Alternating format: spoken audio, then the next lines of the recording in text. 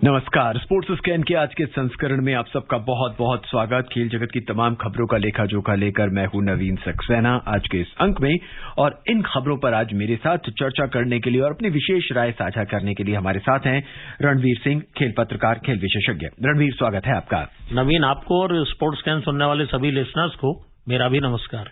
नजर अब तक की खास खबरों पर। आईपीएल क्रिकेट में इस समय एक रोमांचक मुकाबले में राजस्थान रॉयल्स का मुकाबला पंजाब किंग्स से हो रहा है। राजस्थान रॉयल्स को जीत के लिए 8 रनों की जरूरत है और अब महज 1 ओवर यानी 6 बॉलें बची हैं।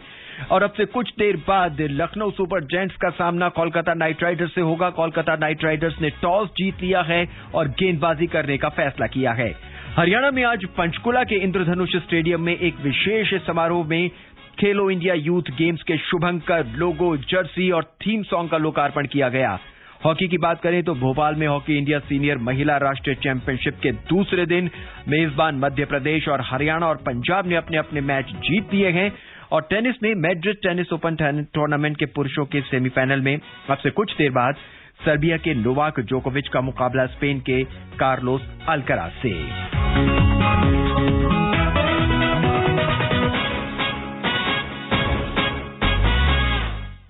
आईपीएल क्रिकेट में सबसे पहले बात हम करेंगे क्रिकेट की, और इस समय पुणे में लखनऊ सुपर जायंट्स और कोलकाता नाइट राइडर्स सबसे कुछ देर बाद आमने सामने होंगे। फिलहाल इस समय पंजाब किंग्स का मुकाबला राजस्थान रॉयल्स से चल रहा है। चर्चा हम इससे बाद में करेंगे, लेकिन सबसे पहले हम आपको दूसरे मैच पे लिए चलते हैं। आज का दूसरा मैच जो खेला जाएगा कोलकाता नाइट राइडर्स और लखनऊ सुपर जायंट्स के बीच। कोलकाता नाइट राइडर्स ने टॉस जीत लिया है, लेकिन उससे पहले सुनते हैं ये रिपोर्ट नईम की। आईपीएल में डबल हेडर के दूसरे मुकाबले में अब से कुछ देर बाद Maharashtra cricket association stadium Pune में लखनऊ सुपर जायंट्स और कोलकाता नाइट राइडर्स आमने सामने होंगे। अंक तालिका की बात करें तो लखनऊ सुपर जायंट्स ने 10 मुकाबले खेले हैं और 7 में बाजी मारी है। दूसरी तरफ कोलकाता नाइट राइडर्स ने भी 10 मैच ही खेले हैं और 4 मुकाबलों में उसे जीत मिली है। लखनऊ सुपर जायंट्स सबसे बैलेंस्ड टीम नजर आ रही है। मोहसिन खान और आवेश खान जैसे तेज गेंदबाज गति के बूते पर लगातार विकेट चटका रहे हैं। रवि बिश्नोई की लेग स्पिन भी किफायती रही है। केएल राहुल की कप्तानी में ये टीम प्लेऑफ की होड़ में लगातार बनी हुई है और आज की जीत उसका टिकट लगभग पक्का कर देगी। कोलकाता नाइट राइडर्स लगातार हार से जूझ रही थी। हालांकि पिछले मैच में राजस्थान की मजबूत टीम को परास्त कर उसने प्लेऑफ तक पहुंचने की उम्मीदें जिंदा रखी हैं। कोलकाता के लिए टॉप ऑर्डर का परफॉर्म न कर पाना पूरे टूर्नामेंट में परेशानी का सबब रहा है। सलामी जोड़ी के रूप में एरोन फिंच और वेंकटेश अय्यर बुरी तरह फ्लॉप रहे। परिणाम ये हुआ कि वेंकटेश को टीम से भी बाहर का रास्ता दिखाना पड़ा है। सीजन का सबसे तेज अर्धशतक जड़कर कोलकाता को अविश्वसनीय जीत दिलाने वाले पैट कमिंस गेंदबाजी में महंगे साबित हुए हैं और उन्हें भी प्लेइंग 11 में जगह नहीं मिल पा रही। हालांकि रसेल बल्ले और गेंद दोनों से टीम के लिए बड़ा योगदान दे रहे हैं। कोलकाता को आज अपने स्टार ऑलराउंडर सुनील नरेन से भी हरफन मौला प्रदर्शन की उम्मीद रहेगी। Naeem Akhtar, sports scan. ये बहुत ही दूसरे मुकाबले की जो अब से कुछ देर बाद खेला जाएगा। और फिलहाल एक बार फिर हम आपको पंजाब किंग्स और राजस्थान रॉयल्स की ओर लिए चलते हैं। 5 बॉलें शेष रह गई हैं और 1 रन की जरूरत है। जबरदस्त बैटिंग परफॉर्मेंस और जबरदस्त ओवरऑल परफॉर्मेंस राजस्थान रॉयल्स की रही है। और रणवीर, याद करते हैं हम वो पहला अपना टॉक शो जब हमने आईपीएल शुरुआत ही हुआ था और उसी समय आपने एक भविष्यवाणी के तौर पर कहा था कि राजस्थान रॉयल्स जो है इस समय नए खिलाड़ियों के साथ एक सशक्त टीम के साथ आगे बढ़ रही है, और वही सब कुछ अब देखने को मिल रहा है। और हमने ये भी कहा था कि राजस्थान रॉयल्स की टीम को प्लेऑफ तक कम से कम जाना चाहिए, जिस तरह की टीम कॉम्बिनेशन बनी है ऑक्शन के बाद। लेकिन जिस तरह से जो 2 नई टीम आई हैं, गुजरात टाइटंस और लखनऊ जायंट्स, ये सुपर जायंट्स, ये दोनों ही टीमें कमाल कर रही हैं भाई जी। जिस तरह से हार्दिक पांड्या ने अपनी टीम को उठाया है, बराबर बैटिंग कर रहे हैं और जो मैक्सिमम रन बनाने वाले खिलाड़ियों की सूची में तीसरे या चौथे नंबर पे हैं, तो लाजवाब परफॉर्मेंस हार्दिक पांड्या की भी। रणवीर, याद आता है मुझे जब खेल विशेषज्ञ लगातार चर्चा कर रहे थे कि हार्दिक पांड्या को टीम में जगह नहीं मिलनी चाहिए, लेकिन अब पिछले कुछ दिनों में अगर सारे न्यूज़पेपर्स उठा के देखें या चर्चा का विषय देखें तो कहा जा रहा है कि Hardik Pandya is a main contender for the captainship. अब तो कैप्टन कूल और उनको कहा जाने लगा, जिस तरह से कूल परफॉर्मेंस दे रहे हैं। और जॉस बटलर तो है ही राजस्थान रॉयल्स की टीम में, आज भी उन्होंने अच्छा परफॉर्मेंस दिया अपने बल्ले से और नंबर 1 पे बने हुए। 600 के करीब उनके रन हो गए तकरीबन। जी, इस बीच 3 बॉलें शेष रह गई हैं और राजस्थान रॉयल्स को जीत के लिए 1 रन की जरूरत है। बहुत ही कांटे की टक्कर इस समय चल रही है। अगर 3 बॉल निकल गई और 1 रन नहीं बना, इसका मतलब है कि 3 डॉट बॉल खेल ली है। और इस बीच खबर आ रही है कि मैच जीत लिया है राजस्थान रॉयल्स ने। 19 ओवर और 4 गेंदों में उसने जो लक्ष्य था 190 रन का, वो हासिल कर लिया है और केवल उसके 4 विकेट गिरे हैं। राजस्थान रॉयल्स ने एक बार फिर दिखा दिया शानदार परफॉर्मेंस। बिल्कुल, राजस्थान रॉयल्स ने आज शानदार मैच जीता है पंजाब किंग्स के अगेंस्ट और प्लेऑफ में पहुंचने की अपनी संभावनाओं को बिल्कुल बरकरार रखा है। जी, शिमरन हेटमायर जबरदस्त बैटिंग करी है उन्होंने। बिल्कुल, जिस तरह से उन्होंने टीम को संभाला है। पड्डिकल हालांकि अभी 1-1.5 ओवर पहले आउट हुए हैं। हाँ। तो पड्डिकल के आउट होने के बाद होता है कि जब पेयर चेंज हो जाता है, एक बैट्समैन चला जाता है, दूसरे पे भी प्रेशर होता है। लेकिन हेटमायर ने उस प्रेशर को किनारे किया और बताया कि वो किस दर्जे के खिलाड़ी है। रणबीर, 189 का जो लक्ष्य है कोई आसान लक्ष्य नहीं है। अच्छा खासा स्कोर, अच्छा खासा और आप उसको बीट कर जाते हैं और आपके पास 6 खिलाड़ी आपके पास चेज होते हैं, 2 गेंदें आपके पास बची होती हैं, तो ये दिखाता है कि कितनी सशक्त टीम है आपकी। बिल्कुल, आज का परफॉर्मेंस बहुत ही शानदार है और जिस तरह से चेज किया, टारगेट को हासिल किया, बड़ी बात है और मुझे लगता है प्ले ऑफ में राजस्थान रॉयल्स की टीम बनी रहेगी।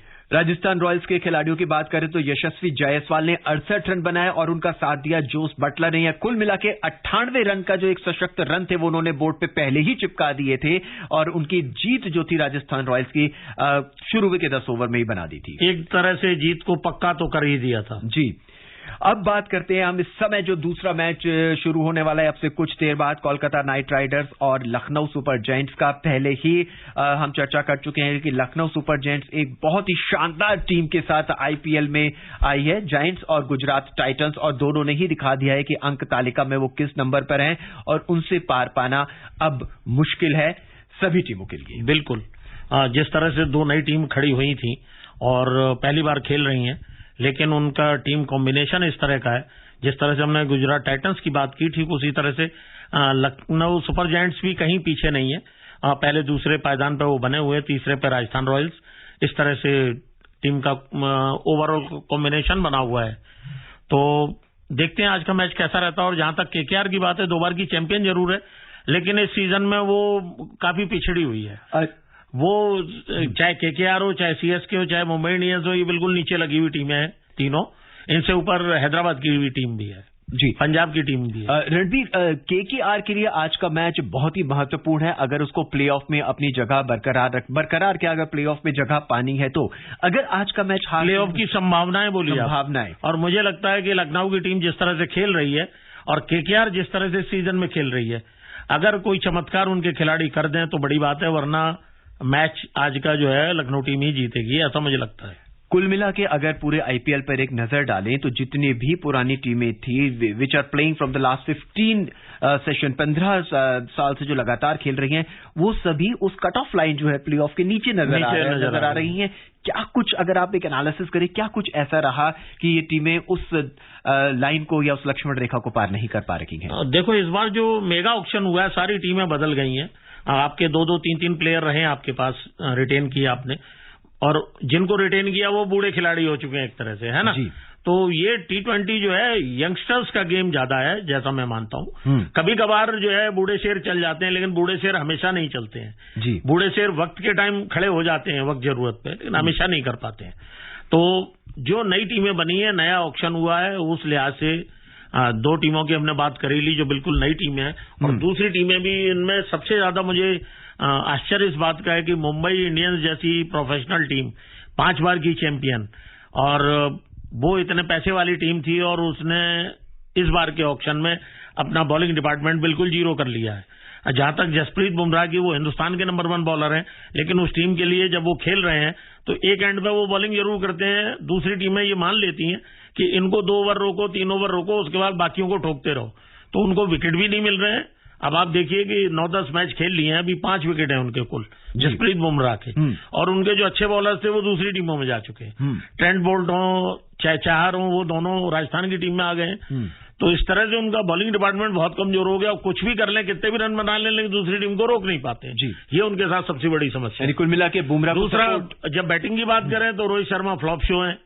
ईशान किशन 15.5 करोड़ में खरीदे गए थे, तकरीबन फ्लॉप शो ही हो रहे हैं वो जी। कोई बहुत ज्यादा परफॉर्मेंस उस तरह की हो नहीं पा रही है टीम को, वो सिंगल हैंडेडली जिताने की कम से कम दिल्ली तक पहुंचा पाए। रणवीर, कुल मिला के कहा जाए कि बुमराह को सपोर्ट नहीं मिल पा रहा है। बिल्कुल अकेले पड़ गए हैं वो जी, और साथ में उनके सामने कोई ऐसा बॉलर है नहीं जो उनको सपोर्ट दे सके, तो इस वजह से मुंबई इंडियंस की हालत बहुत पतली है। आज के मैच की बात करें लखनऊ सुपर जायंट्स और कोलकाता नाइट राइडर्स की, तो कोलकाता के पास इस समय एरन फिंच हैं और बाबा इंद्रजीत जो हैं वो ओपन बल्लेबाजी करेंगे। वहीं दूसरी तरफ अगर कंपेयर करा जाए लखनऊ सुपर जायंट्स से, तो क्विंटन डिकॉक और केएल राहुल जो कि शुरू के मैच में नहीं चले थे, लेकिन बाद में उन्होंने दिखाया कि कितने सशक्त, कितने मजबूत बैटर हैं। वो बहुत शानदार बैटिंग कर रहे हैं और जॉस बटलर के बाद मेरे ख्याल से ओवरऑल रन बनाने में नंबर 2 की हैसियत से हैं। वो 2 सेंचुरी बना चुके हैं, 250 लगा चुके हैं। और जहां तक क्विंटन डिकॉक की बात है, मुंबई इंडियंस के साथ पिछले साल तक कोई बहुत अच्छा परफॉर्मेंस उनका नहीं हो रहा था। एक आधी कोई इनिंग ठीक खेल रहे थे, उसके बाद बाहर हो जा रहे थे, लेकिन यहां लखनऊ की टीम के साथ जब से जुड़े हैं तब से वो ठीक ठाक परफॉर्मेंस दे रहे हैं। रणवीर, भारतीय क्रिकेट कंट्रोल बोर्ड बीसीसीआई की बात करें तो ये आईपीएल को भी एक टूर्नामेंट ऐसा मानती है जिसमें खिलाड़ियों का चयन किया जाता है आने वाले खेलों। बिल्कुल होता है। अगर आप लगातार अच्छा परफॉर्म एक प्लेयर कर रहा है, चाहे बैट्समैन हो, बॉलर हो, इवन फील्डर हो, अगर लगातार अच्छा परफॉर्मेंस कर रहा है, वो कहीं ना कहीं इंडियन टीम सिलेक्टर्स तो नजर रखते ही करेंगे क्या, और दिन भर जी मैच देखते हैं और वहीं से पिक करते हैं। अगर आप इसको एक मान्यता प्राप्त टूर्नामेंट मानते हैं, इसमें से खिलाड़ियों को पिक करने की मान्यता रखते हैं, तो आने वाले दिनों के अंदर क्यों नहीं बड़े खिलाड़ियों को ड्रॉप किया जाए which is not playing very good in this tournament? थोड़ा सा पीछे किया तो है, हम लोग इतना बात करते थे जी। 2 बड़े बल्लेबाजों को तो हार किया है, अब क्या टीम की जान लोगे? नहीं, लेकिन ये जरूर है कि जो अच्छा कर रहा है उसको चांस मिलना चाहिए। सिर्फ बड़ा नाम है और टीम में बना रहे, उसका मैं उसके फेवर में नहीं हूं। एक नाम लगातार निकल कर आ रहा है, उमरान का नाम निकल कर आ रहा है। बिल्कुल, उमरान मलिक जो है बहुत जल्दी इंडियन टीम में खेलते हुए मिलेंगे। जिस तरह की उनकी धारदार गेंदबाजी है, वो कमाल की बॉलिंग कर रहे हैं। रणबीर, याद आता है कि पुराने वक्त की बात करें तो बहुत ही एक मुनाफ पटेल हुआ करते थे, बहुत तेज गेंदबाज भारतीय टीम की तरफ से एक नजर आए थे, लेकिन लेंथ और लाइन उनकी सही नहीं थी। क्या उमरान भी इसका? मुनाफ पटेल की बॉल इतनी फास्ट नहीं थी, ये फास्टेस्ट डिलीवरी डाल रहे हैं, 150 से ऊपर दे रहे हैं, तो वो बड़ी बात है। 152, 153 फेंक रहे हैं। शायद इनको तराशने की भी जरूरत होगी आने वाले वक्त में। अगर वो T20 में खेल रहे हैं, कम से कम T20 मैचेस में आप तो उनको खिला सकते हो ना। T20 में अच्छा कर रहे हैं तो T20 में आप उतारिए। और जो अच्छे खिलाड़ी होते हैं, टैलेंटेड खिलाड़ी होते हैं, वो बहुत जल्दी लाइन और लेंथ को भी पकड़ना जानते हैं। इस बीच भारतीय टीम दक्षिण अफ्रीका के साथ घरेलू सीजन के बाद जून में इंग्लैंड जाएगी और वहां से जुलाई के दूसरे हफ्ते में वेस्ट इंडीज के लिए रवाना होगी, जहां वो रोहित की अगुवाई वाली भारतीय टीम 8 एक दिवसीय मैच खेलेगी। प्रस्तावित 5 2020 मैचों के अंतिम 2 मैच अमेरिका में खेलने हैं। 29 मई को आईपीएल का फाइनल जैसे ही समाप्त होगा, उसके बाद दक्षिण अफ्रीका की टीम भारत दौरे पर आएगी। उसके बाद टीम को जून में इंग्लैंड रवाना होना है। उससे पहले टीम इंडिया आयरलैंड जाएगी और फिर इंग्लैंड दौरे के बाद वेस्ट इंडीज का दौरा करेगी। ये एक तरह की वो पूरी की पूरी सूची, पूरा का पूरा शेड्यूल हमारे पास है जिस पर हम चर्चा करेंगे। लेकिन इस बीच हम आपको हरियाणा लिए चलते हैं। हरियाणा में आज पंचकुला के इंद्रधनुष स्टेडियम में एक विशेष समारोह में खेलो इंडिया यूथ गेम्स के शुभंकर, लोगो, जर्सी और थीम सॉन्ग्स का लोकार्पण किया गया। हरियाणा सरकार 4 जून से 13 जून तक इन खेलों की मेजबानी करेगी। सुनते हैं एक रिपोर्ट। केंद्रीय युवा मामले और खेल मंत्री अनुराग ठाकुर ने कहा कि चौथे खेलो इंडिया यूथ गेम्स में देश भर से 8,500 खिलाड़ियों का अब तक का सबसे बड़ा दल भाग लेगा। जया द ब्लैक बक यानी काला हिरण और विजय the tiger Khelo India youth games के शुभंकर हैं। खेलो इंडिया यूथ गेम्स 21 के लिए हरियाणा के शुभंकर का नाम धाकड़ है। इस अवसर पर उन्होंने कहा कि देश की आबादी के केवल 2% के साथ हरियाणा ने देश को अधिकांश खेलों में पदक दिलाए हैं। पारंपरिक खेलों के संरक्षण पर जोर देते हुए श्री ठाकुर ने कहा कि 5 पारंपरिक खेल जैसे गतका, कलारी पयट्टू, थांगता मलखंब और योगासन खेलो इंडिया यूथ गेम्स 2021 का हिस्सा होंगे। श्री ठाकुर ने कहा कि यूथ गेम्स और हाल ही में संपन्न यूनिवर्सिटी गेम्स खेलो इंडिया के तहत युवाओं को भविष्य में बड़े लक्ष्यों के लिए प्रेरित करेंगे। श्री ठाकुर ने बताया कि भारत सरकार खिलाड़ियों के उत्कृष्ट प्रदर्शन के लिए अपने प्रयासों में दृढ़ है। चौथे खेलो इंडिया यूथ गेम्स 4 जून से 13 जून तक आयोजित किए जा रहे हैं। खेलो इंडिया यूथ गेम्स 2021 का आयोजन राज्य सरकार और भारतीय खेल प्राधिकरण साई, केंद्रीय युवा मामले और खेल मंत्रालय द्वारा संयुक्त रूप से किया जाएगा। Athar Saeed, sports can. रणबीर, खेलों को प्रचारित और देश भर के जितने युवाएं हैं उनको आगे बढ़ाने के लिए लगातार खेलों का आयोजन किया जा रहा है। अभी खेलो इंडिया यूनिवर्सिटी गेम्स बेंगलुरु में समाप्त हुए हैं और अब हरियाणा में एक बार फिर हमारे को खेलो इंडिया यूथ गेम्स देखने को मिलेंगे। क्या इसे हम मान के चले ये तैयारी है आने वाले एशियन गेम्स, आने वाले कॉमनवेल्थ और भविष्य के लिए अपने ओलंपिक के लिए खिलाड़ियों को तैयार करने की? पंचकुला में ये जो यूथ गेम्स होने हैं, एक्चुअल में ये पिछले साल होने थे जी, लेकिन कोरोना की वजह से इनको 1 साल टाला गया था, इसलिए अब होने जा रहे हैं, वरना पिछले साल संपन्न हो गए होते। जहां तक बात रही इनको तराशने की, यहाँ जो खिलाड़ी आएंगे तो ये बड़ी चीज है, क्योंकि प्रधानमंत्री नरेंद्र मोदी के नेतृत्व में जिस तरह से उस वक्त के खेल मंत्री राज्यवर्धन सिंह राठौर, जो कि खुद ओलंपिक के सिल्वर मेडलिस्ट हैं शूटिंग में, उनके नेतृत्व में ये खेलो इंडिया का आह्वान किया गया था। पहले स्कूल गेम्स हुए, उसके बाद यूथ गेम्स हुए, फिर यूनिवर्सिटी गेम्स हुए। तो इसमें जो खिलाड़ी आ रहे हैं, मतलब कोई प्लेयर अगर टॉप पे पहुंचेगा तो बिना इन गेम्स में शामिल हुए वो आगे जा नहीं सकता। जैसे कभी कहा जाता था दिल्ली के जो शिवाजी स्टेडियम में नेहरू हॉकी सोसाइटी जो सब junior girls and senior man women tournament कराती थी, कोई प्लेयर इंडिया खेल ले और इन टूर्नामेंटों में ना खेले, ऐसा हो नहीं सकता था। वैसे ही ये स्कूल गेम्स की बात आई है कि youth games, school games, university games, इनमें खिलाड़ी जो खेलेंगे, बेंच स्ट्रेंथ हिंदुस्तान की बहुत मजबूत होगी और आगे आने वाले टाइम में यही खिलाड़ी आपको भारत का नेतृत्व करते दिखाई देंगे। और अब बात डेफ ओलंपिक्स की। भारत ने 24वें डेफ ओलंपिक्स 2021 में निशानेबाजी में अपना तीसरा पदक हासिल कर लिया है। वेदिका शर्मा ने महिलाओं की 10 मीटर एयर पिस्टल प्रतियोगिताओं में कांस्य पदक जीता। भारत यहां भी लगातार बेहतर प्रदर्शन कर रहा है। डेफ ओलंपिक की बात करें तो बिल्कुल, जहां तक शूटिंग की बात है, शूटिंग में ये भारत का तीसरा पदक है। पहले 10 मीटर एयर राइफल में धनुष श्रीकांत ने गोल्ड और उनके अलावा शौर्य सैनी ने ब्रॉन्ज मेडल जीता था। उसके बाद ये महिलाओं की 10 मीटर एयर पिस्टल में जिस तरह से वेदिका ने मेडल जीता, ब्रॉन्ज मेडल जीता है, तो कुल मिला के ये 3 मेडल हो गए हैं। और ओवरऑल चूंकि ये ओलंपिक्स हैं, डेफ ओलंपिक्स हैं, इसमें बैडमिंटन में एक मिक्स डबल्स में गोल्ड मेडल आया था, तो टोटल 4 मेडल के साथ भारत पदक तालिका में 8वें नंबर पे बना हुआ है। और अब बात हॉकी की। भोपाल में हॉकी इंडिया सीनियर महिला राष्ट्रीय चैंपियनशिप के दूसरे दिन पूल ई में झारखंड ने पुडुचेरी को 36-0 से पराजित कर दिया है। वहीं मेजबान मध्य प्रदेश और हरियाणा तथा पंजाब ने अपने अपने पूल के मैच जीत लिए हैं। पूल ए में मध्य प्रदेश ने बिहार को 4-0 से, पूल बी में हरियाणा ने बंगाल को 18-0 से और पूल सी में पंजाब ने त्रिपुरा को 9-0 से पराजित किया। रणबीर, पूल ई में झारखंड ने पुडुचेरी को 36-0 से पराजित किया है। ऐसा लग रहा है कि हर मिनट में गोल करते जा रही है झारखंड की टीम, और झारखंड एक ऐसा क्षेत्र है जहां से महिला या पुरुष दोनों के लिए बेहतर हॉकी खिलाड़ी आ रहे हैं। बिल्कुल आते हैं, सांथाल परगना का पूरा इलाका है, आदिवासी क्षेत्र से बहुत खिलाड़ी हमारे इंडियन टीम में खेलते रहे हैं। और मैं आपको एक बार का एग्जाम्पल देता हूं, ये कुछ साल पहले की बात है। हरियाणा की महिलाएं और रेलवे का फाइनल था, सीनियर महिलाओं का। उसमें क्या हुआ कि हरियाणा की टीम लगातार हर 2-1 मिनट के बाद गोल ठोक रही थी रेलवे के ऊपर। हाफ टाइम तक ये हुआ कि शायद 15-16 गोल कर दिए थे। हाफ टाइम के बाद वो टीम आपस में डॉज करने लगे और आपस में खेलते रहे। तो मैच खत्म होने के बाद जो उनके कोच हैं, अभी भी कोच हैं, ओलंपियन बलदेव, उनसे हम लोगों ने पूछा कि हाफ टाइम तक तो आप इतना धुआंधार स्कोर कर रहे थे, तो वो बोले कि हमारी लड़कियां बहुत गरीब घरों से आती हैं, ये रानी रामपाल वगैरह ये सब उसी क्षेत्र से हैं, किसी के फादर इक्का चलाते हैं, किसी के फादर चाय बेचते हैं। उन्होंने कहा हमें अपनी लड़कियों को खेलने के लिए, नौकरी के लिए सिर्फ एक रेलवे है। अगर रेलवे में हम चाहे आज 50 गोल कर दें, लेकिन जब हम 50 गोल कर देंगे तो हरियाणा के खिलाड़ियों को रेलवे वाले लेंगे नहीं।